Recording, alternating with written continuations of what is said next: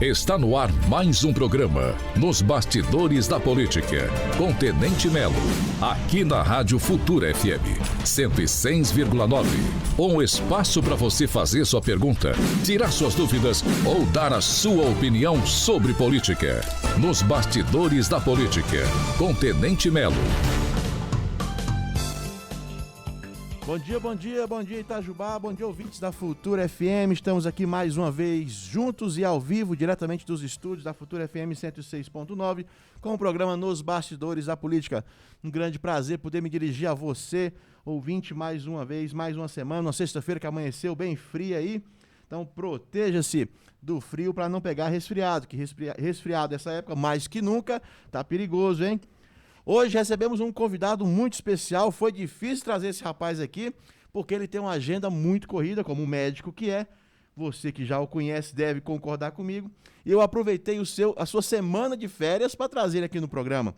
Hoje nós vamos conversar com o vereador Dr. Kenner Maia, que vai poder falar conosco sobre o seu mandato, o seu trabalho como vereador, já em segundo mandato, seu trabalho como médico, inclusive como médico da prefeitura, médico municipal, trabalha no postinho de saúde lá da medicina. E também ele que preside hoje a CPI da Covid-19 aqui na Câmara de Vereadores. Então teremos muitos assuntos para tratar com o Dr. Kenner, nosso convidado de hoje. E você, ouvinte, pode mandar a sua pergunta, pode mandar a sua sugestão, a sua dúvida, o seu comentário para nós. Aqui pelo Facebook da Futura FM. O programa já está sendo transmitido ao vivo lá pelo Facebook da Futura e também pelo Facebook do Tenente Melo. Agradecer ao Duarte, que está aqui no suporte hoje, nosso amigo Luciano, que está em recuperação em casa, deve estar nos ouvindo, o Luciano e a Fábio, um grande abraço para vocês. O Matheus, nosso ex-companheiro aqui de mesa, que está estudando agora. Um abraço a todos da Rádio Futura FM que nos apoiam. Quero mandar um abraço também para o nosso ex-prefeito Rodrigo Rieira. Ontem tive a oportunidade de tomar uma Coca-Cola com ele, tivemos uma conversa muito boa aí, por mais de 2 horas, fazia tempo que a gente não sentava para conversar com calma. Nosso amigo Rodrigo Rieira, ex-prefeito aí, um abraço para ele, para a Diná, para o PP, para o Gustavinho, seus filhos, muita saúde para a família. O que aconteceu essa semana na Câmara, Duarte? O que aconteceu? A Larissa também está aqui hoje, gente, no estúdio, tá? Ela está escondidinha ali no canto, para vocês não verem, mas o Duarte depois vai virar a câmera só para ela aparecer. A Larissa, que é nossa assessora lá na Câmara de Vereadores, trabalha com a gente aí, grande parceira. Um abraço para a Larissa, para a família dela toda lá na Santa Rosa, Dona Terezinha, tá todo mundo ouvindo, fazendo bolo e assistindo a rádio, acompanhando o programa aí com a gente. O que aconteceu essa semana lá na Câmara aí de maneira bem rápida? Nós tivemos aí, a Câmara Municipal está fechada para atendimentos presenciais, não sei se o ouvinte já está sabendo, mas nós tivemos alguns funcionários, alguns servidores da casa que tiveram a confirmação aí positivada, né, o exame para a Covid-19. O nosso amigo aí, Fernando, que esteve internado, mas já está em casa, graças a Deus. A sua mãe também já está em casa. Além dele, tivemos outros servidores que foram positivados à Covid. Então, por esse motivo, a mesa diretora, através do seu presidente, o vereador Robson Vaz, determinou que por 2 semanas a Câmara está fechada para atendimentos presenciais. Mas os trabalhos não param, as atividades continuam, só que de maneira remota. As reuniões acontecem normalmente, só que de maneira remota, cada vereador da sua casa, né, transmitindo ao vivo para você, para que os trabalhos não sejam suspensos. Mas na última reunião aí, nós tivemos aí a aprovação de alguns projetos, e um que eu quero destacar aqui, vou puxar, obviamente, a sardinha para o meu lado, né, Duarte? Mas um projeto de nossa autoria, que prevê aí a mudança nos itens que os jornaleiros, donos de bancas de jornais e revistas podem comercializar. Um projeto de lei que nós apresentamos na Câmara. Tivemos aí a votação unânime, todos os vereadores aprovaram esse projeto, dando mais oportunidade e mais chance dos donos de bancas de jornais e revistas poderem manter o seu negócio funcionando. E essa semana o prefeito Christian sancionou essa lei, ou seja, já está valendo em Itajubá. Para você que não é do ramo, talvez não entenda a importância que esse projeto de lei tenha. Mas para quem está lá na sua banca tentando vender jornal e revista e álbum de figurinha, que eram os produtos que a lei permitia até então, estava difícil se manter. Por isso, muitas cidades, principalmente cidades grandes, cidades mais modernas, já estavam atualizando a sua legislação para permitir que as bancas de jornais e revistas pudessem comercializar mais produtos, além de jornais e revistas, uma vez que hoje em dia, em razão da internet, das redes sociais, né? Nem tanta gente mais compra jornal e compra revista para buscar informação. E isso estava inviabilizando o negócio aí. Bancas de jornais e revistas estavam tendo que colocar outros itens para vender. Só que isso era contra a lei. E o que estava acontecendo? Já havia uma movimentação sendo observada no sentido de pessoas que queriam fazer uma espécie de caça às bruxas. Ir de banco em banco e ver o que estava fora da lei para as bancas fecharem. Isso não pode, gente. Na política eu aprendi, e eu acho que é a melhor maneira de a gente fazer política, a gente está lá para ser útil, para ajudar. Se você vê uma classe, uma determinada grupo de pessoas sendo prejudicado, como é o caso das bancas de jornais e revistas, qual que é o nosso trabalho? Tentar encontrar uma alternativa, um caminho, uma opção para que eles possam viabilizar o seu negócio. E foi isso que a gente fez. Usamos exemplos de outras cidades que já estavam mais avançadas que nós e colocamos Itajubá, então, neste rol de cidades que permitem que os jornaleiros, bancas de jornais e revistas possam comercializar outros produtos além daqueles que já estavam previstos. Então, esperamos que isso possa trazer um certo alento e permita que eles possam continuar trabalhando nessa atividade que é tão tradicional no nosso país. Então, a gente fica muito feliz de ter isso aí já sancionado pelo nosso prefeito Christian na nossa cidade. Bom, vamos já trazer para o nosso convidado aqui, porque ele tem muito assunto e como ele é da área da saúde, eu tenho certeza que o assunto vai extrapolar ainda mais por causa do momento em que vivemos. Como eu falei, estamos recebendo hoje aqui ao vivo, no nosso estúdio, no nosso programa, o vereador Dr. Kenner Maia, meu vizinho de bairro, mora perto de nós ali, faz um excelente trabalho lá no postinho da medicina, está em seu segundo mandato, médico, família extremamente respeitada e reconhecida lá no bairro. Tive dificuldade para arrumar voto lá, porque todo mundo conhece o Dr. Kenner, e a gente sabia que era eleitor fiel dele ali, não tem como tirar os eleitores dele por causa da excelência do seu trabalho. Eu não estou falando isso porque ele está aqui na minha frente, não, mas eu falo isso onde eu estiver e para quem me perguntar. Sou testemunha do trabalho dele. A tia Célia, Dr. Kenner, foi difícil, viu? Ela falou, Melo, se não fosse você, seria o Kenner mesmo, porque o carinho que você teve pela mãe dela, ela disse que isso aí a gente nunca esquece.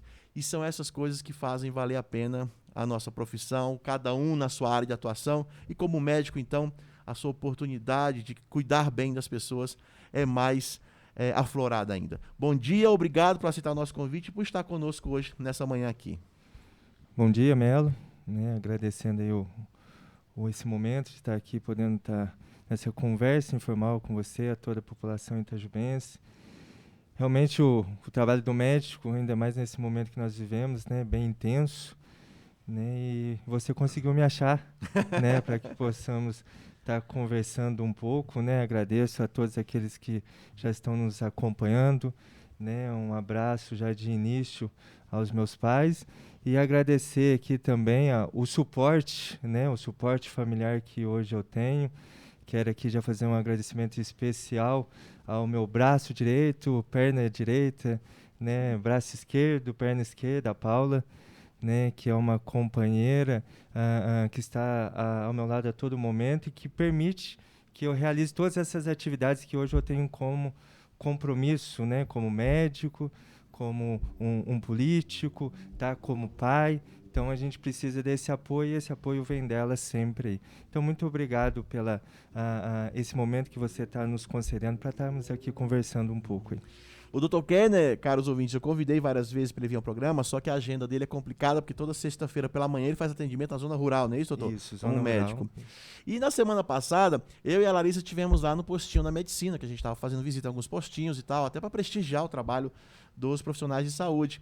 E aí as meninas que estavam lá, companheiras de trabalho do Dr. Kenner, me entregaram. Falaram, não, o doutor tirou uns dias de férias aí. Eu falei, opa, essa é a minha chance.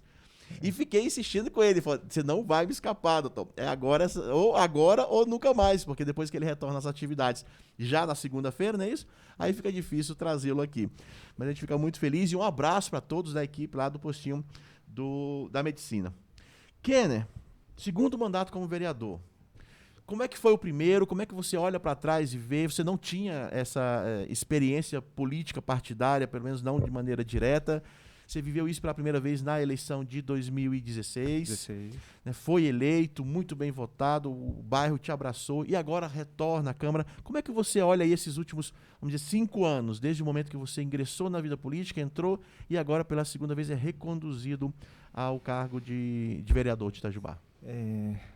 Confesso, né, que em primeiro momento, os primeiros dias de Câmara Municipal, o trabalho do vereador, por mais que muitos não considerem, né, mas é um trabalho intenso, né, é um trabalho que exige de você mentalmente, fisicamente, mas você só sente isso porque você quer ajudar, né? Aproveitando suas palavras iniciais, a política é o momento que você tem para ajudar, né? Ajudar a cidade no seu crescimento, desenvolvimento, na busca do progresso e principalmente ajudar as pessoas.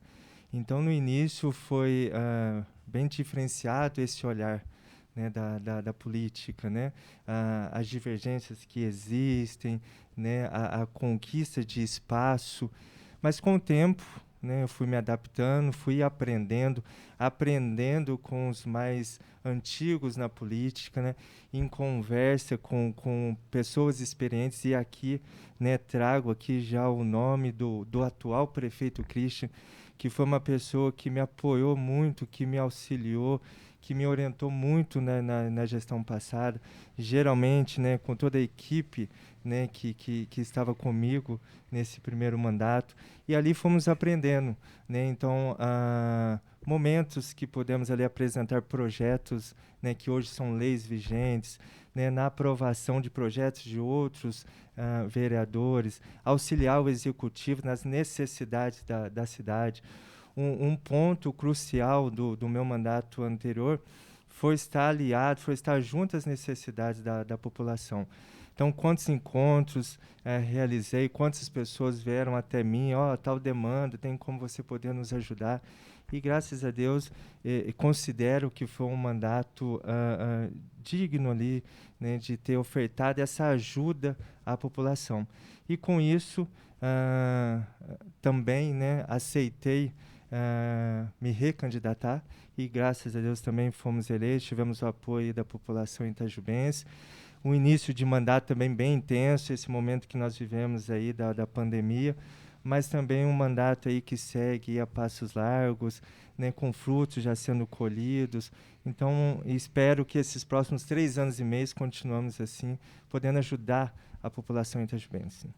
Ô, gente, é essa tranquilidade na voz que vocês ouvem que esse moço passa para nós no trabalho, viu? Como colega de trabalho eu posso reafirmar isso. Quando a gente está naquele momento de tumulto, de dúvida, conflitos que sempre há, né? Vez ou outra a gente vê esses conflitos acontecendo nas casas de discussão, nos parlamentos, isso é comum.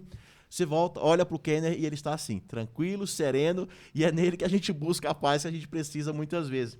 E assim a gente vai aprendendo muito com quem a gente trabalha. E eu posso dizer isso, que aprendo muito com o Dr. Kenner, em razão dessa postura dele sempre muito calma, tranquila, e ele consegue tomar as decisões com clareza e com tranquilidade.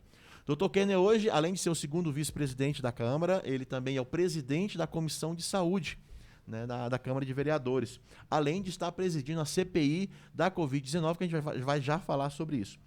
Dr. Kenner, no seu primeiro mandato aí, se a gente pudesse relembrar que projetos que o senhor destacaria como relevante, que o senhor participou como autor, ou contribuiu de alguma forma, que projetos o senhor gostaria de destacar para a gente compartilhar com os nossos ouvintes?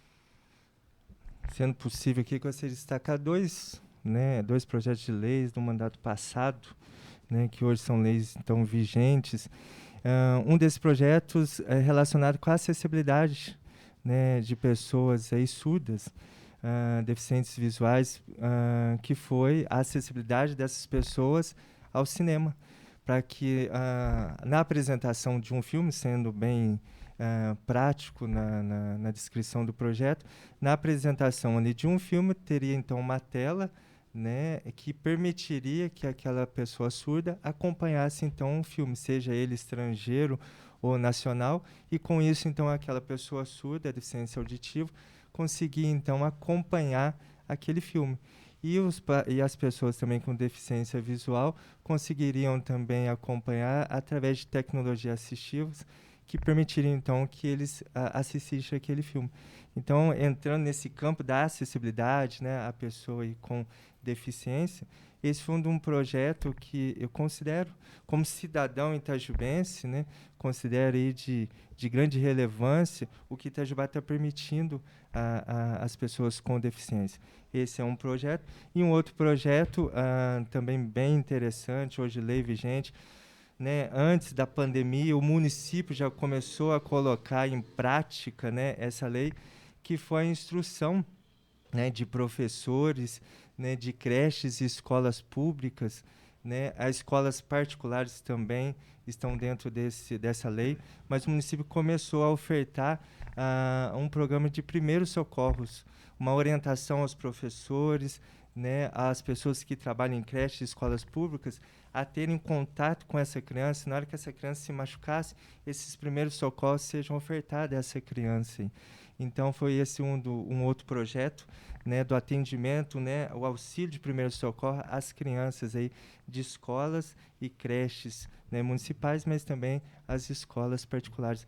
Então, esses 2 projetos aí que eu considero como de grande relevância, fora outros projetos que também tive a participação, mas esses 2 eu gostaria aqui de destacar. Vamos começar comentando sobre esse segundo projeto.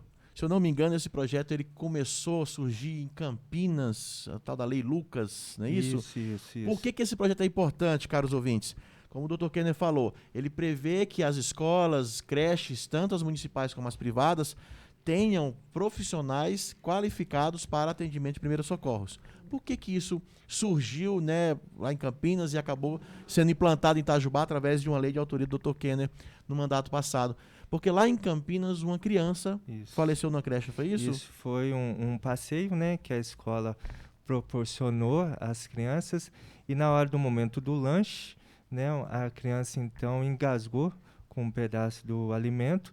E com isso, então, né, aqueles professores, aqueles instrutores não estavam preparados, e até que essa criança, então, teve essa questão do engasgo e veio a falecer. Então, trouxemos essa ideia para Itajubá, e hoje esses profissionais aí vão poder ser capacitados para esses primeiros socorros às crianças sejam realizados, né, de uma maneira correta, de uma instrução bem adequada, para que não tenha aí, né, esse desfecho aí, fatal aí para as crianças. Né? E esse tipo de lei, doutor Kenner, a gente só percebe a importância quando acontece o acidente. E até aproveitando, trabalhando em posto de saúde, e o posto de saúde onde eu trabalho, ele é próximo, né, de uma creche. A gente encontra esses acidentes que acontecem. As criançadas estão aí brincando, se divertindo no momento ali do estudo, e sempre tem, né, aquela criança que se machuca, tem um acidente. E aí, por a gente estar próximo ali dessa creche, as professoras levam até o posto ali, para esse primeiro atendimento, né? Então, por que não esse primeiro atendimento já acontecer dentro da escola, dentro da creche? Foi essa a visão que tivemos, e a possibilidade de estar trazendo isso para Itajubá, e hoje é essa lei já vigente. E o outro projeto que o senhor citou, que fala da questão dos cinemas poderem estar adaptados, né, para deficientes visuais e auditivos.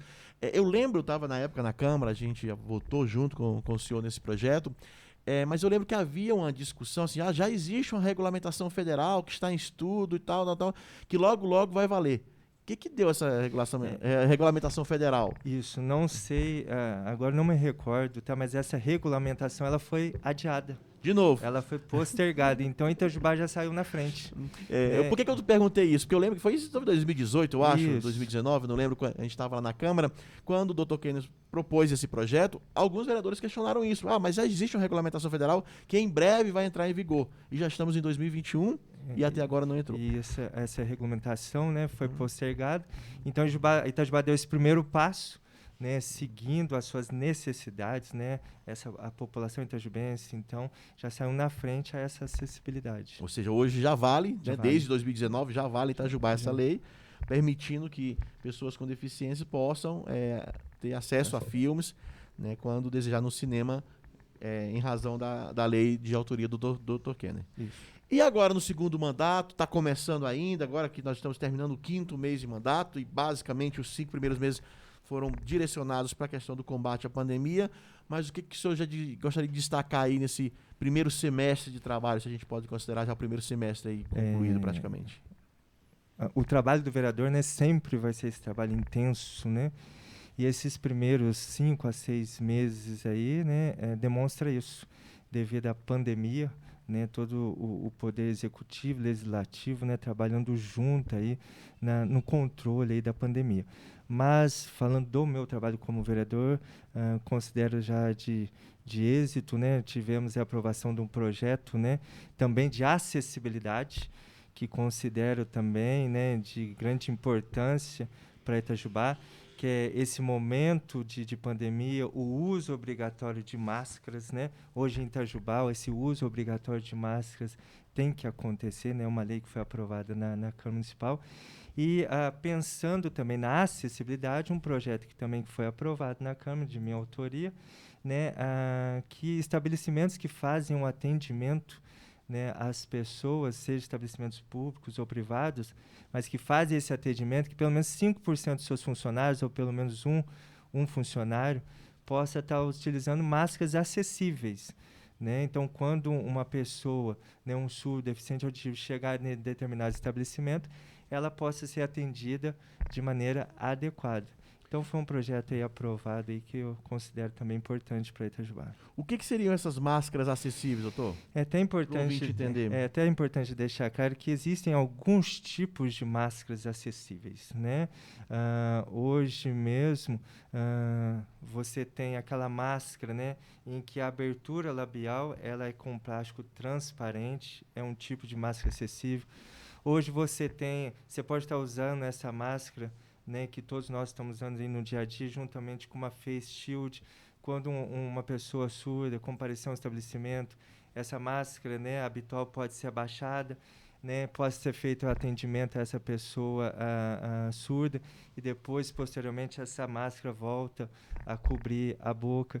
É importante deixar claro, né, que a intenção desse projeto de lei, hoje lei, né, é da acessibilidade. Na hora que chegar uma pessoa ao estabelecimento, esse funcionário coloca essa máscara acessível. Após esse atendimento, se o funcionário achar de maneira adequada, essa máscara pode ser retirada. E também tive o contato, não sei se os senhores, alguém possa estar nos acompanhando já viu. Agora tem uma máscara acessível totalmente transparente, né? Ela tem uma ação, né, semelhante à N95, que é a máscara habitual, mas ela é totalmente transparente, o que permite também essa comunicação com as pessoas surdas. Alguns têm a capacidade da leitura labial, então essa foi a intenção do projeto, permitir a acessibilidade às pessoas aí com deficiência auditiva e surdas. Né? Eu vi uma máscara dessa totalmente transparente em BH. Isso. Eu estive em Belo Horizonte há 2 semanas. É isso, Larissa? 2 semanas, né, que a gente esteve em BH. E aí eu vi no Uber, o motorista Uber com uma máscara totalmente transparente. Eu nunca tinha visto. É importante deixar bem esclarecido que existem alguns tipos de máscaras acessíveis, né? E temos aí algumas delas aí. Hoje temos aí os intérpretes em Libras fazendo a utilização dessa máscara totalmente transparente. Então, esse projeto hoje, então sempre digo, né, lei vigente, trazer esse acesso aí às pessoas com deficiência. Maravilha. Mandar um abraço aqui para a Franciele, que está acompanhando, o Paulo, o Roberto também, a Luzia, a Ellen, o Wagner Luiz mandou um abraço para nós aqui, a Selby mandou uma mensagem, Dr. Kenner é um médico da alma, um ser humano ímpar, faltam palavras para descrevê-lo, só agradecer aí a mensagem da Selby. E também quem mandou a mensagem aqui pelo WhatsApp, nosso Dr. Kenner, foi o Fabrício da farmácia. Bom dia, tenente, excelente entrevista com o Dr. Kenner, uma pessoa espetacular como médico, vereador e principalmente amigo. Parabéns pelos trabalhos que vocês fazem por Itajubá. Uma mensagem aí do Fabrício. Fabrício, um grande abraço para você também, meu amigo. Doutor, como é que Itajubá está encarando, então, a pandemia? O senhor que está na linha de frente ali, no postinho de saúde, como é que o senhor descreve o trabalho que Itajubá está desenvolvendo frente à pandemia, frente a esse caos que tomou conta do mundo, né? Não é só a nossa cidade, nem só o nosso país, do mundo. Como é que, na sua visão, Itajubá está lidando com isso? Hoje pela manhã, tive a oportunidade de estar acompanhando na Globo News, né, algumas notícias aí sobre a pandemia. E aí uma das duas notícias que me chamou a atenção é o Paraná, né, o trabalho, né, que todo o Poder Executivo tem realizado para conter a pandemia. Uma outra notícia, no Reino Unido, todo o trabalho, né, que o Poder Executivo, o primeiro-ministro, né, tem realizado para conter a pandemia. Então, eu quero dizer isso, né, Itajubá que passa por isso, né, todo mundo, né, o Brasil está passando por isso. E a particularidade como de médico, que estou ali, né, na linha de frente com os demais colegas, né, enfermeiros, médicos, né, os agentes comunitários, né, de saúde, os técnicos de enfermagem, toda a equipe, eu sempre procuro destacar isso, né, toda a equipe nessa linha de frente ao combate ao Covid. Então, essa particularidade com o médico, hoje eu vejo o quanto Itajubá, né, o Poder Executivo, a população tem enfrentado aí a pandemia. A gente tem esse medo, né, infelizmente, né, a sociedade hoje ela é envolvida pelo medo, né, mas a gente vê o trabalho que o município tem realizado, onde a atenção primária, todo o trabalho que nós médicos fazemos ali, a parte de enfermagem que fazemos ali na atenção básica, na orientação, nos métodos de prevenção à doença. Quando nós falamos que aquele paciente chegou ao hospital, é porque aquele paciente não conseguiu ser controlado na atenção básica. Mas, assim, eu só quero dar uma referência. É um paciente que chega ao hospital porque 10, 20, 30, 50 foram controlados nessa atenção básica. Todo o suporte, né, que a Secretaria Municipal de Saúde tem ofertado, todo o suporte também que as instituições hospitalares têm ofertado àqueles pacientes que se encontram, né, internados. Então, é o momento de todos dar as mãos. Né? Não só a questão da saúde, mas a questão social, a questão econômica. Todos nós temos que dar as mãos aí para que Itajubá consiga manter nesse momento o controle da doença. Tivemos aí o período de março, né, que foi um período de pico, né, da doença, mas esse pico que outras cidades passaram, esse pico que cidades no momento estão passando, né, Itajubá conseguiu agora, né, manter a estabilidade dos quadros. Observamos agora nesse período de frio, né, o aumento dos casos das síndromes gripais, mas devemos sempre lembrar que esse é o momento onde a circulação viral, né, outros tipos de vírus aumentam. Então, esse processo de diagnóstico diferencial, né, o que é, por exemplo, né, o que é um Covid, o que é um quadro gripal, um quadro de resfriado, um quadro de pneumonia, esse diagnóstico diferencial que nós médicos temos que fazer, ele não é um trabalho fácil. Aqui quero destacar o trabalho do médico, né, que é o responsável por esse diagnóstico. Então, é um trabalho bem atencioso que nós temos que ter, as características do paciente, o que o paciente apresenta de comorbidades, o estilo de vida do paciente, a história familiar desse paciente. Isso é muito importante. O meio onde esse paciente vive. Então, Itajubá tem a sua particularidade. Um fator importante, não tem como comparar Itajubá a uma outra cidade que tem a sua outra característica. Tá? Então, a gente tem que levar em consideração isso nesse processo diagnóstico. Então, eu vejo hoje Itajubá aí bem preparado. Estamos evoluindo, a gente vê aí o poder público aí, né, dando condições para esse crescimento, para esse controle aí da doença em Itajubá. E vamos seguindo em frente, vamos lá. E a questão da vacinação, doutor, como é que o senhor está encarando isso? Lembrando, gente, que a vacinação da gripe também está acontecendo. Bom o senhor destacar aí e convocar as pessoas para poder tomar vacina. Como é que o senhor encara a vacinação que está funcionando em Itajubá, especificamente? Hoje temos comprovadamente a eficácia, né, para o tratamento da Covid-19. Nós temos aí a importância desse isolamento, a importância, né, do uso de máscara, a importância da higienização das mãos. Isso sim tem comprovação da sua eficácia e associada a isso a vacinação. Itajubá tem seguido o plano de imunização aí, né, nacional. Nós vemos hoje, aí, através dos noticiários, né, a dificuldade que o Brasil está tendo em encontrar essas vacinas, em receber essas vacinas, em adquirir essas vacinas. Mas Itajubá aí está dando passos aí para imunizar a sua população.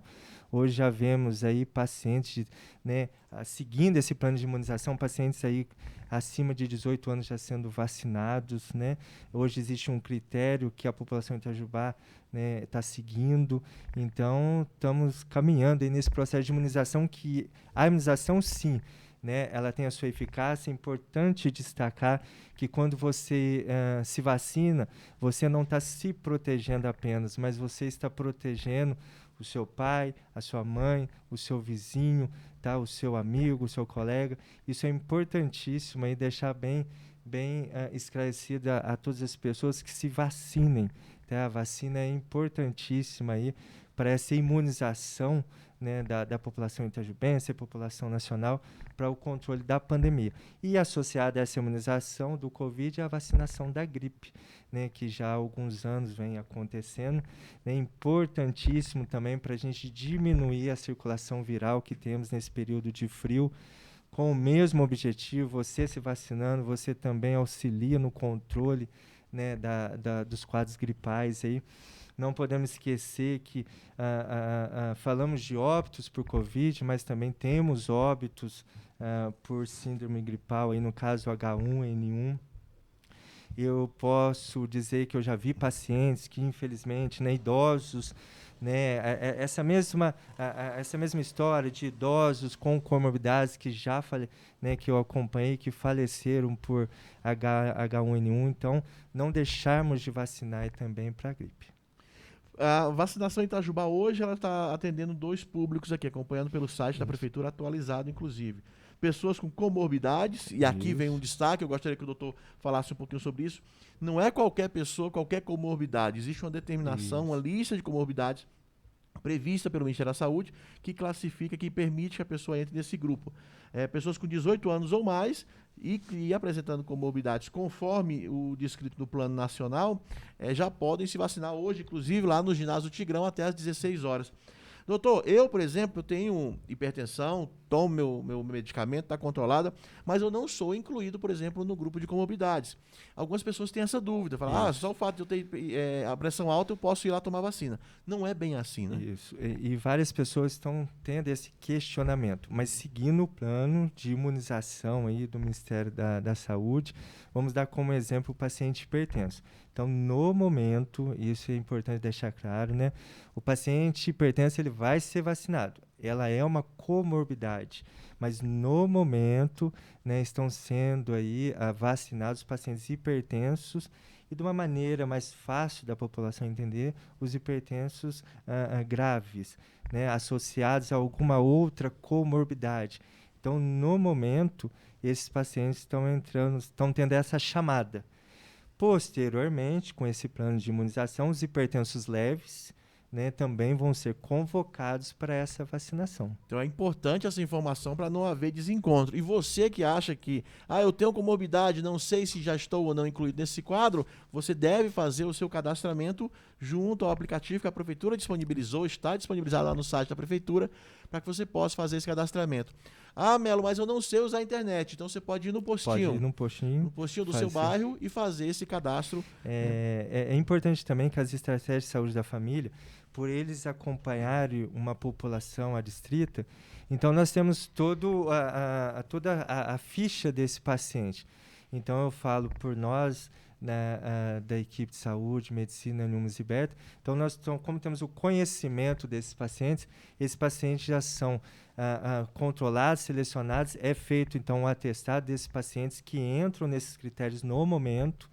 Então, o agente comunitário tem o controle desse paciente, a enfermagem, nós médicos, temos o controle, já é feito o atestado a esse paciente vai e faz o cadastro.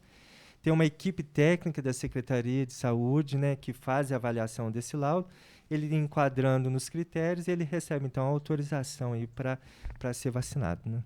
Para você que está acompanhando o programa e saber a informação atualizada, né? No momento, como eu falei, estamos vacinando aqui em Itajubá pessoas com comorbidade acima de 18 anos e pessoas com deficiência permanente grave.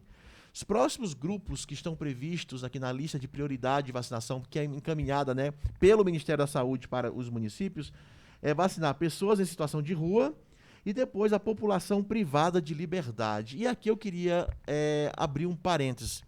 Agora há pouco, às 11 da manhã, antes de iniciar o programa, Nós protocolamos, a Larissa está aqui na minha frente, foi ela que fez o protocolo junto à Câmara Municipal, de uma indicação que será lida na próxima reunião ordinária, na segunda-feira à noite, onde assinamos eu, vereador Dr. Kenner, o Robson Vaz, presidente da Câmara, o vereador Rafael Rodrigues e o vereador Chiquinho Deusébio. Esses 5 vereadores assinamos uma indicação ao prefeito Christian para que ele altere a lista, a sequência de priorizações, retirando a população privada de liberdade, que é o próximo grupo, pela previsão aqui semana que vem já estará sendo vacinada, e coloque na frente os professores e os profissionais da educação.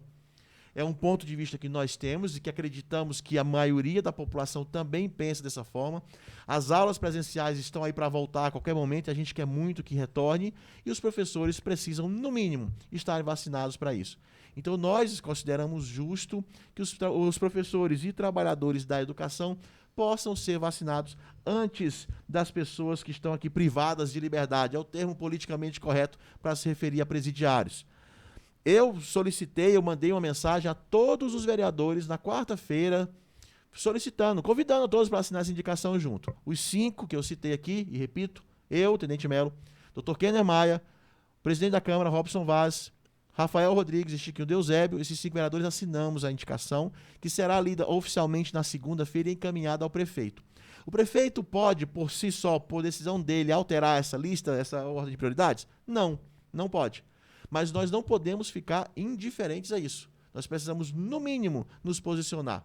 Se nesse momento os trabalhadores, os profissionais da educação não puderem contar conosco, em que momento poderão? Então é importante deixar isso registrado para você, ouvinte, para todos que nos acompanham, a nossa movimentação no sentido de solicitar que os trabalhadores da educação possam ser vacinados antes da população privada de liberdade. É claro que com essa indicação em mãos, o prefeito poderá buscar, junto ao Ministério Público, uma autorização aí para que essa sequência de prioridades seja alterada. E é para isso que a gente torce e nesse sentido que a gente está trabalhando. Falei alguma bobagem, Dr. Kenner? É assim que funciona? Meu ponto de vista em relação a essa indicação, né, que é uma sugestão... Isso, indicação, né, é sempre uma sugestão, vou deixar isso claro. Uma sugestão ao Poder Executivo que possa colocar os professores aí, né, como uma faixa de pessoas que precisam aí da vacinação, porque eu vejo muito o lado da instrução das nossas crianças, né? Quando nós éramos crianças, né, Melo? Pouco tempo atrás, né, sempre ouvimos falar, né, o futuro do país. Então nós precisamos que essas crianças que são o futuro do país aí sejam instruídas, né, que os professores, né, capacitados a essa instrução sejam vacinados para essas crianças voltarem às aulas, né, e ela tenha essa instrução para que lá na frente ela tenha capacidades, né, ela tenha instruções aí para estarmos aqui, ó, no nosso local, né, no nosso posicionamento hoje. Hoje, se eu sou um vereador, porque lá atrás eu tive uma boa instrução para que eu pudesse exercer hoje essa atividade. Se hoje sou um médico, é porque lá atrás tive professores que me instruíram, né, para que eu chegasse aqui até hoje. Então, hoje, como pai, né, e vendo também a opinião de outros pais, as nossas crianças precisam desse retorno às aulas, dessa instrução, desse desenvolvimento psíquico, né, neurológico, né, educacional, do convívio com as outras crianças. Isso é muito importante. Né? Então, esse é o posicionamento quando aceitei assinar essa indicação. E tem uma coisa, aí até questão médica mesmo, né? Existe já provas, estudos que mostram que a criança tem a faixa etária, a idade correta para aprender certas coisas. Isso. Então, elas não conseguem esperar. Elas já tem 1 ano e meio já sem aula, praticamente. Então, principalmente as crianças menores, na fase de alfabetização e tudo, o prejuízo para essas crianças é muito grande. Eu sou professor de ensino médio. A molecada para quem eu dou aula sabe se virar. A gente está aí com a aula remota, aula online, a gente liga a câmera, hoje de manhã mesmo estava dando aula para eles, eles sabem se virar. Mas a molecadinha ali que está na fase de alfabetização não tem condições. E o pai, a mãe, por mais que tenha boa vontade, ele não tenha o preparo, a técnica, né, para pedagogicamente ensinar o filho, por mais que queira. Então a gente sabe do prejuízo que se tem mantendo as crianças fora do ambiente escolar e por isso a nossa luta. Né? Nós vamos fazer um intervalinho agora. E durante esse intervalo nós vamos ouvir os comentários do João Vitor Amaral, esse nosso amigo que está contribuindo com o nosso programa já há 3 semanas. E retornando do intervalo, nós vamos falar sobre a CPI da Covid-19, da qual o Dr. Kenner é o presidente aqui na Câmara de Vereadores. Rápido intervalo com os comentários de João Vitor Amaral. Retornamos daqui a pouco.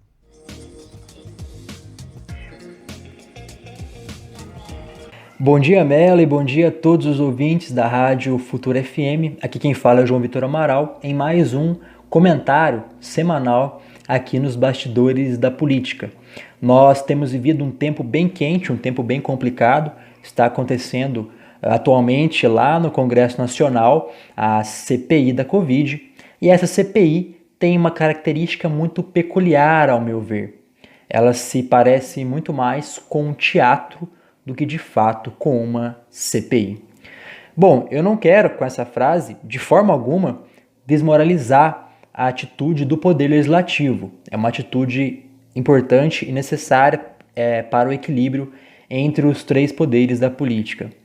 Porém, eu digo que se parece mais com um teatro porque muitas figuras que estão ali naquela CPI se portando como bons moços, como homens íntegros, na verdade estão atuando, estão vestindo a máscara de homens bons, mas por trás dessa máscara há, infelizmente, uma reputação totalmente manchada. E aí está a diferença entre o homem justo e o moralista. Segundo o filósofo alemão Josef Pieper, um filósofo especialista em ética, em moral, há uma diferença muito grande entre o homem justo e o moralista. O homem justo é aquele que já vive a justiça interiormente, já vive a justiça como uma virtude, como um hábito.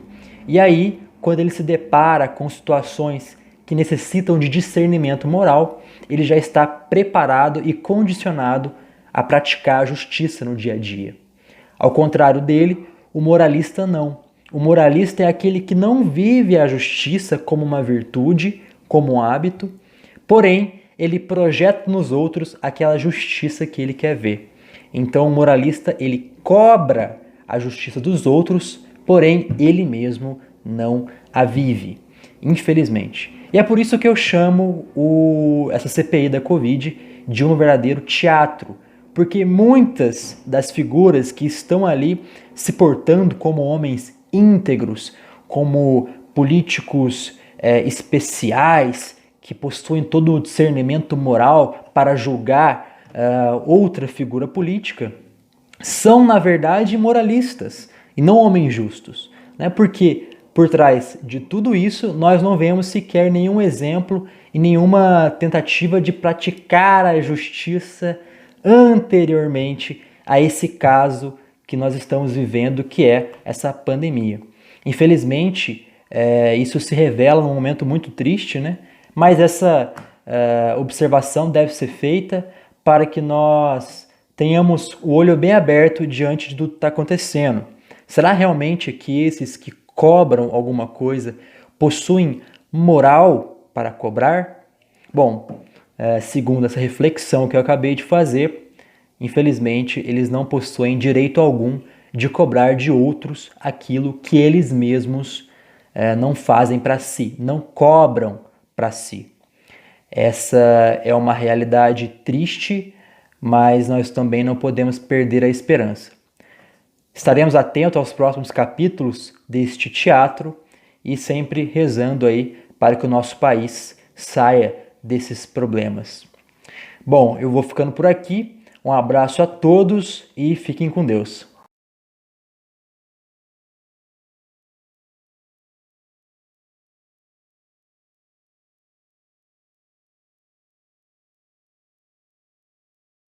No programa, Dr. Kenner Maia, vereador, médico da prefeitura, morador do bairro da Medicina ali, junto com a Nhumas. Desculpa, corrigir. A família da Paula, mora ali na Medicina, eu, meus pais moramos aqui na Varginha, Sério, Kenner? Nós moramos ali na Varginha, eu, a Paula, a Ravi, né? O Miguel, nós somos moradores da Varginha. Mas temos lá os familiares, né? Então, o sogro, a sogra, todo mundo ali, né? Eu me baseio na tua família e você sempre no postinho. Então, só te vejo lá. Eu moro ali, né? Então, vamos dizer que na realidade, porque a maior parte do dia, né? Eu passo ali num bairro ali, né? Graças a Deus, um contato bem bacana que eu tenho ali com a população, um respeito que eu tenho ali por eles e eles por mim, né? Todas as suas necessidades em questão da saúde, a equipe está ali, né, podendo ofertar condições ali para o alívio, né, do nosso sofrimento, mas também o essencial da estratégia de saúde da família, né, a promoção e a prevenção em saúde ali. Então, uma vez, né, numa reunião interna, ainda disse, né, que eu, como todos, né, a gente passa ali o nosso dia mais do que em casa, né? O tempo que a gente passa ali é mais do que o tempo que a gente assiste a nossa televisão, né? Curte ali, né, o nosso descanso. Mas isso é uma Tanto vocação. É que para mim ele morava lá. Então, morador do bairro da Medicina durante o dia e do bairro da Varginha durante a noite, né? E ali a gente passa o nosso dia podendo auxiliar ali a comunidade, né? Em todas as suas necessidades. Né? A sua presença é muito marcante, o Kenner, lá no bairro. A gente sabe disso, por isso a gente fala isso com muita tranquilidade. Nós vimos o comentário do João Vitor Amaral falando da CPI do Senado. Né? Quem está acompanhando aí o noticiário, a internet, da televisão, está vendo aí que lá no Senado está havendo uma CPI para, teoricamente, né, para descobrir as responsabilidades, né, pelo alto número de mortos, né, de Covid no país. Mas a gente vê realmente uma distorção do objetivo, um palanque político aí voltado para as eleições do ano que vem. Ano que vem tem eleição, gente, então, por favor, fiquem de olho no que estamos fazendo este ano, para você não esquecer ano que vem e poder escolher bem. A gente costuma esquecer o que acontece, nós todos, né? Temos esse problema de memória fraca. É normal do ser humano a gente fixar mais no que está acontecendo no momento. Mas não podemos nos dar esse luxo. A gente tem que prestar muita atenção no que os nossos representantes fazem. E aqui eu nos incluo nisso, nós estamos como representantes. Então, de que forma cada representante se posiciona, se comporta, junto de quem se coloca, porque ano que vem nós teremos que fazer novas escolhas, deputado, governador, presidente, tudo de novo. E aí a gente tem que estar muito seguro das escolhas que faremos. A exemplo do que está acontecendo no Senado, aqui na Câmara de Vereadores também está acontecendo uma CPI. Eu fui um dos que assinei o pedido para a abertura da CPI para que nós possamos investigar e descobrir a razão de tantos mortos que aconteceram em Itajubá, principalmente no mês de março, quando nós assinamos a CPI, no comecinho de abril. Nós estávamos com aquele número absurdo. Em 30 dias, tínhamos tido o mesmo número de óbitos, praticamente, do que em 12 meses. Então, era um número que realmente assustava a todos nós. Ficar indiferente a isso é, no mínimo, um crime, para não dizer um pecado. Então, não podíamos ficar indiferente. O que nós decidimos? O vereador Robson Vaz também, vereador Rafael Rodrigues, vereador Chiquinho Deusébio e eu assinamos o pedido de abertura da CPI.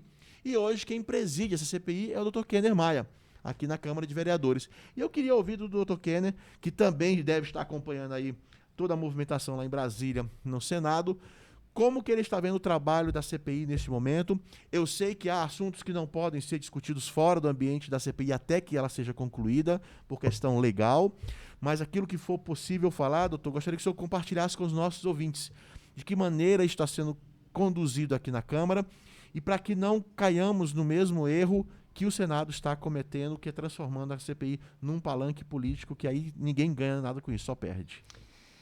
É até importante dizer, né, que a Comissão Parlamentar de Inquérito hoje ela é formada por o presidente, o relator e 3 membros, né, e 2 suplentes. E cada vereador aqui está sendo representado por um partido político. Então, você já pode ver essa diversidade política aqui em Itajubá dentro dessa CPI. Então, esse palanque político que vemos no Senado, né, na esfera, né, federal, aqui em Itajubá a gente não está vendo isso. Tá? Hoje, o trabalho está sendo em conjunto. Tá? Hoje nós temos aí, as opiniões são discutidas internamente, como será feita a condução desses trabalhos. né, todos os componentes aí, né, sentaram, discutiram qual tema ia ser abordado durante essa CPI, tá? Essa decisão foi aceita por mim, aí colocamos aí em prática. Já ouvimos, então, infectologista, já ouvimos representantes do hospital, representantes da Santa Casa, já ouvimos aí a Secretaria Municipal de Saúde, tá? Temas abordados, né, do vírus propriamente dito, né? Quem é o vírus, né? O que é o vírus, a doença Covid-19. Já falamos da questão financeira, tanto o hospital, né, quanto a Santa Casa já deram seus esclarecimentos. A parte da Secretaria Municipal de Saúde também falando do tema de recursos que Itajubá recebeu para o combate à doença, a ação, né, da atenção primária, nessa prevenção, nesse controle da doença. Posteriormente, agora teremos, né, a presença, né, de representantes da Santa Casa do Hospital para falar também da questão da infecção hospitalar, que foi um tema aí levantado durante essa pandemia, essa possível existência, né, de uma infecção hospitalar, da presença de uma bactéria. Então, nós vamos ter representantes dessas instituições para estar falando sobre isso. Então, a CPI está dando andamento, né, um trabalho bem criterioso, tá? Um trabalho bem digno ali de ser levantado, né, todos os assuntos que estão sendo abordados, né, estão levantados esses dados para que depois seja exposta aí à população aí a conclusão que a CPI chegou, né? Doutor, eu tenho ouvido algumas pessoas falarem, né, pessoas do meio político, falar assim, não é o momento para abrir CPI. O senhor concorda com isso? O que o senhor acha em relação a esse tipo de comentário? Hoje eu vejo até que é o momento, sim, de dar esclarecimento aí à população. Mostrar, Melo, que a Covid-19, tá, ela teve a sua ascensão. Eu me lembro lá no início, até voltando, hoje se fala muito da variante indiana. Eu ia perguntar sobre isso no final do programa. Da variante indiana. Então, noticiários que eu vi, então me recorda muito do início da doença. Teve um paciente, né, que veio de fora, fez um teste, e aí ele foi colocado em isolamento, e aí a família também dele foi colocada em isolamento, e assim a gente foi vendo que a doença vai se disseminando, né? A transmissibilidade dessa doença vai acontecendo, né? Então é uma maneira também de hoje você dar essa satisfação à população, de mostrar como essa doença veio evoluindo, não só no Brasil, mas na nossa cidade. Então, isso é importante, né? É importante a população se conscientizar da importância dos cuidados, né, da doença. Os métodos de prevenção, o tratamento propriamente dito, os cuidados posteriores à doença. Então, é importante. A CPI vem dar esse esclarecimento, o que é a Covid-19. Então, isso é importante para a população. Eu tenho ouvido, até ouvi em outras rádios aí, pessoas comentarem, pessoas que se dizem do meio político, que se dizem preocupadas com a população, falar que não é o momento para fazer CPI, porque não é hora de gastar dinheiro com isso. E aí eu pergunto, meus ouvintes, nós já passamos de 350 itajubenses mortos pela Covid. Qual vai ser a hora certa, então? Quando passar de 500? Quando passar de 1.000? Eu acho que precisamos de resposta, sim. Nós tivemos um pico de óbitos em março, não queremos que esse pico se repita. Houve erro, houve falha, onde precisamos corrigir logo. Ou vai esperar que um parente seu morra para fazer isso? Não. Nós temos que ter essa sensibilidade. Não estamos atrás de culpados, estamos atrás de erros que possam ter sido cometidos. Afinal, essa pandemia é uma novidade para todos, né, doutor? Ninguém sabe como lidar com ela ao certo ainda. E quanto mais aprendermos e mais rápido fizermos isso, menores serão os prejuízos. Aquele que já perdeu um ente querido, como eu já perdi 5, não se volta mais. Isso não se recupera. Mas a gente pode evitar que mais perdas ocorram. E eu acho que sim. Por isso eu fui um dos que assinei a CPI aqui da Câmara. Acho importante nós respondermos as perguntas, tirarmos as dúvidas, porque já se fala em terceira onda, doutor. Sim. Já se fala na nova cepa, a tal da cepa indiana, que já chegou em Minas. Já foi detectado em Juiz de Fora. E aí vamos esperar chegar a terceira onda para de novo passar por esse sufoco? Eu acho que não. O momento é o quanto antes. Esse é o nosso ponto de vista. Doutor, veio a cepa de Manaus, já confirmada que passou por Itajubá, e agora a indiana. Para o ouvinte que não é da área de saúde, que é leigo no assunto, eu também não sou da área, Como é que a gente pode encarar isso aí? Até que ponto a cepa o vírus, né, a mutação que veio da Índia, ele é preocupante para nós? Tem gente dizendo que a vacina não serve para ele. Por favor, nos coloque a par aí do que é verdade e o que não é. A doença, né, Covid-19, ela ainda está em estudo, é um aprendizado a todos. Nós, profissionais de saúde, regularmente estamos sendo atualizados, né, de protocolos, de orientações, de tratamento contra a doença. Então, todos nós estamos aprendendo, né, uma análise preliminar, né, de instituições lá no Reino Unido viram, né, que a vacinação ela tem sim a sua proteção contra essas variantes, mas essa é uma análise preliminar, né? A vacinação que está sendo feita em massa ela ainda está em estudo também, até que ponto essa a proteção imunológica, proteção do indivíduo, os efeitos adversos que nem possa acontecer, né, como elas ainda vão sendo realizadas aí no paciente. Então é uma doença que ainda está aí em estudos aí contínuos aí quanto a esse desenvolvimento.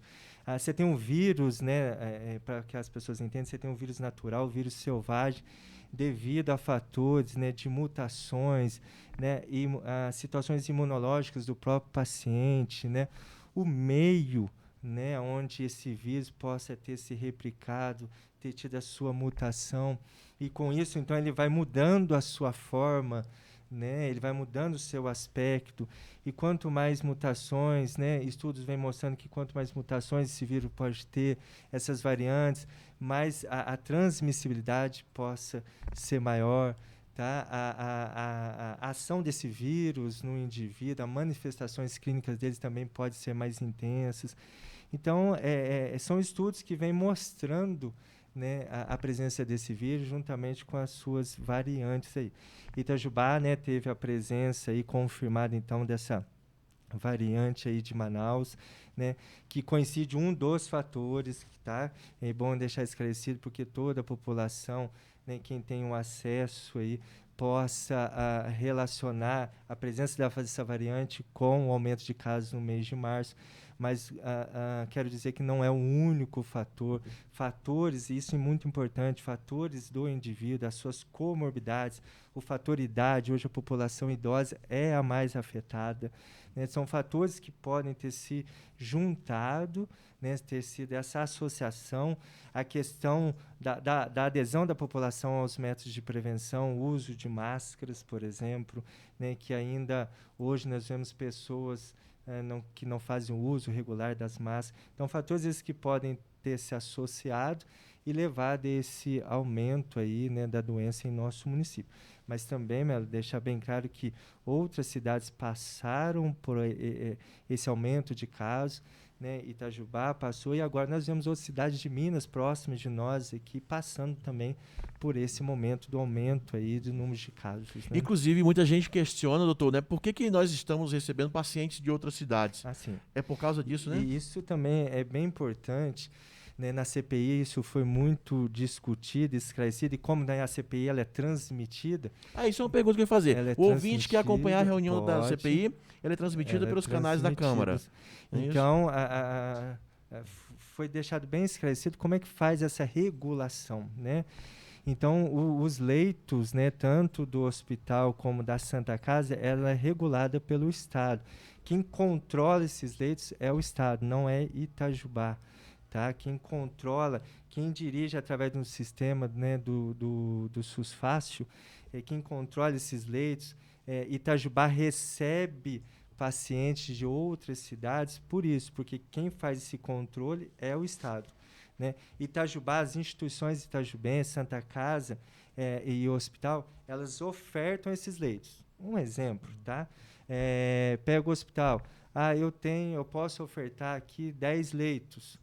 Tá? Então, ela oferta isso para o Estado acolhe, o Estado faz o pagamento desses leitos à instituição e esses 10 leitos ficam, então, à disposição da micro-região.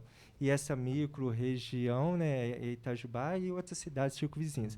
mas devido ao aumento do índice em outras cidades, Itajubá também já está recebendo pacientes da macro-região. Então, essas instituições não podem negar, porque quem regula isso é o Estado. Entendeu? E hoje, também, né, nessa discussão da CPI, hoje nós vemos que a maioria desses leitos hoje que estão sendo ocupados é de pacientes, né, de outras cidades. Né? Hoje 70% aí, mais ou menos aí, desses leitos estão sendo ocupados aí por pacientes de outras cidades, né? E 30% aí de itajubenses. Né? Ou seja, nossos números estão melhorando, né? Mas as cidades do entorno, da macro-região, não da micro, da macro, ainda está alto e por isso as pessoas vêm para cá. Uma pergunta aqui da nossa ouvinte, a Júlia, ela pergunta qual que é o dia e o horário das reuniões da CPI? Assim, essas reuniões elas estão acontecendo às quartas-feiras e quintas-feiras, tá? Às 5 horas da tarde. Então, quarta e quinta às 17 horas. Se você acessar os canais oficiais da Câmara, você vai ver a reunião sendo transmitida. E para quem quer acompanhar isso com maior precisão, pelo Instagram da Câmara Municipal, eles sempre divulgam a agenda com antecedência. Vai ter reunião amanhã, ou vai ter reunião quinta-feira, quarta-feira. Sempre o convite está lá para quem quiser acompanhar. Já que a gente não pode entrar na Câmara, né, o acesso está restrito até o dia 6, em razão dos surtos que tivemos lá, mas a gente pode acompanhar tudo remotamente. Semana que vem, né, vai vir um feriado de Corpus Christi, então a reunião da CPI vai ser apenas na quarta-feira, às 5 horas da tarde, e já antecipando o assunto, teremos ali representantes da Santa Casa e do hospital para falar do tema de infecção hospitalar e o trabalho que essas instituições fazem nos prontos-socorros. Maravilha, então. Então, quarta-feira já tem reunião da CPI marcada para as 17 horas, recebendo representantes do hospital e da Santa Casa. Doutor Kenner, já deu o meio-dia, a matriz já tocou o sino, informando isso. O Duarte já está com o dedo no botão ali, se a gente não parar, ele desliga tudo. Obrigado mais uma vez por ter aceitado o nosso convite aí, aproveitando a sua semana de férias e ter vindo aqui. A gente fica muito feliz com a sua presença. Quando possível, por favor, retorne. Saiba que o programa está de portas abertas. Sempre que quiser mandar alguma mensagem para os nossos ouvintes, também fique à vontade. Pode mandar um áudio. A gente faz questão de colocar no ar aqui. Deus abençoe seu trabalho. A frente da CPI é muito importante. Nós precisamos de respostas. À frente também do seu trabalho como vereador e, principalmente, antes de tudo, o seu trabalho como médico e o seu papel como pai. Que Deus abençoe muito ao senhor e que a gente possa seguir aí junto nessa caminhada. Pode se despedir dos nossos ouvintes, porque a gente vai já encerrar o programa e o final de semana vem aí. Semana que vem é feriado. Ai, meu Deus do céu. Muito obrigado, né, por esse convite, por estarmos aqui, né, falando um pouco da nossa ação na Câmara de Vereadores, né, um pouquinho de saúde, né, um pouquinho do nosso trabalho como médico. Agradeço essa participação. Tendo a oportunidade, né, outras vezes, e coincidindo o tempo nosso, né, estaremos aqui à disposição para dar esclarecimentos. E para esse fim de programa, se você me permitir, por favor, fica à vontade. Nós temos as nossas ações humanas, mas quem cura a nossa alma é Deus. Então, gostaria de deixar a mensagem a todos aqueles que nos acompanham, que Deus é bom a todo tempo, e a todo tempo Deus é bom. Né? Só nos basta acreditar e confiar em Deus. Tá? Muito obrigado aí a todos que nos acompanharam. Obrigado por compartilhar conosco sua tranquilidade, sua serenidade, Dr. Kenner, sua experiência como médico, muito importante para nós ouvirmos os profissionais nesse momento tão difícil. A você, ouvinte, o nosso muito obrigado mais uma vez pela audiência. Tenhamos todos um excelente final de semana. Se proteja, use máscara, passe álcool em gel, evite aglomeração e só saia de casa se for preciso, se for para trabalhar e se assim for, que Deus o acompanhe. Duarte, obrigado aí pelo apoio. Larissa, valeu aí pela força. Sexta-feira que vem não teremos programa, afinal é feriado, a gente aproveita e emenda aí, né, Duarte? A quinta e sexta-feira para ficar em casa. Mas na outra semana retornamos ao vivo, diretamente dos estúdios da Futura FM, com o programa Nos Bastidores da Política. Até lá. Fiquem com Deus e um grande abraço a todos.